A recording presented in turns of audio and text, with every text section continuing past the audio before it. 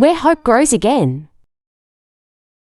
Natalie lived alone in a small house in the countryside, surrounded by gentle hills and dirt roads that seemed to lead nowhere in particular. She was 40 years old, had cats, and lived a quiet routine that, for a long time, had been enough. Her small cats were her silent companions.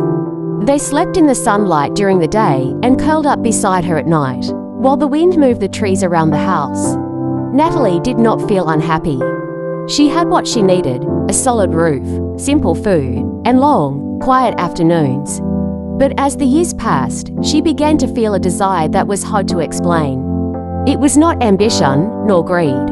It was the feeling that she could create something more. Every morning, when she looked out the window, she saw an empty piece of land near her house. Dark, fertile soil, waiting. After thinking about it for months, she made an important decision. She would use her savings to buy that land. It was not an impulsive choice. She knew it was a risk, but she also knew that life was not just about holding on to what you already have. That was how her garden began. Natalie learned to plant with patience. Her hands, once used only to simple tasks, became covered in soil. She planted seeds carefully, as if each one were a silent promise. The cats watched her from the fence, curious, as the land slowly began to change. With time, the first leaves appeared. Then came the colors. Deep greens, small flowers, fruits growing day by day. Natalie felt proud. Not because it was perfect, but because it was hers. The garden became part of her routine. She spoke to it while watering, removed the weeds, and celebrated every small harvest as a great victory. For the first time in a long while, she felt she was building something that went beyond herself. Until the day the sky changed. That afternoon, the wind blew in a strange way.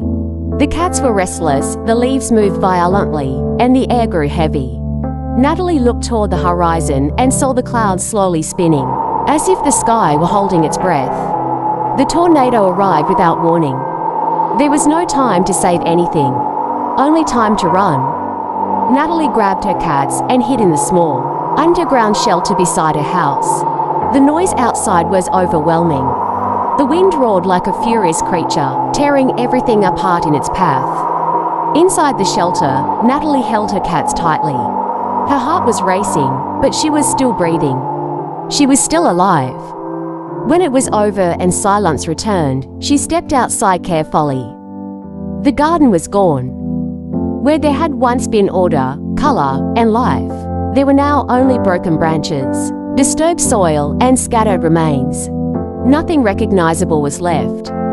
Natalie stood there without saying a word. For the first time since she had moved to the countryside, tears appeared. It was not just the loss of the work.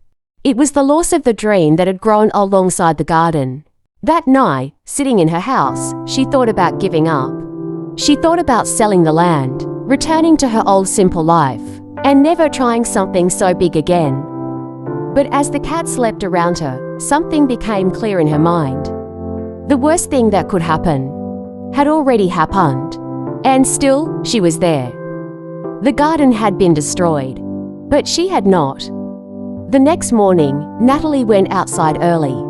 The land was still chaotic, marked by the storm, but it was still fertile soil. She took a deep breath. She began cleaning, little by little, one branch at a time, one stone at a time. She did not rush. This time, she worked with determination. She planted again. Not the same seeds, not in the same way. Now she understood that fragility was not a weakness, but part of the process. Days passed, then weeks. And one day, something green emerged from the soil again. Natalie smiled. Not because she had forgotten the tornado, but because she had learned something more important. Losing is not the end. Giving up is. From that moment on, every time she looked at her garden, she did not see only plants growing. She saw her own resilience. And in that small house in the countryside, alongside her cats, Natalie understood that she did not need to have everything. She only needed to keep trying.